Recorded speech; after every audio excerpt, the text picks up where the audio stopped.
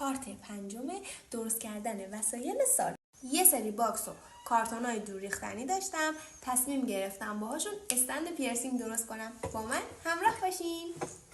تمام باکس هایی که داشتم و کنار هم چیدم و با چسب کاغذی کاور کردم.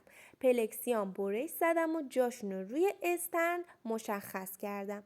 قالب کارم که آماده شد شروع کردم به مواد گذاری و روی تمامی قسمت های استند خمیر پاپیه ماشه زدم.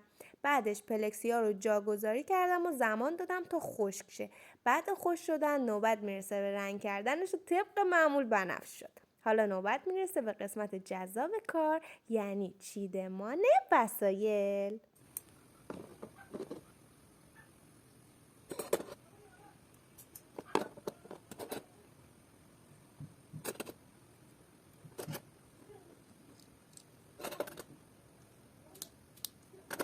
برای آنژی و کتام 2 استند مشکی درست کردم. اینم از نتیجه. مرسی که لایک میکنی و کامنت میذاری دوستم. سابسکرایب یادت نره.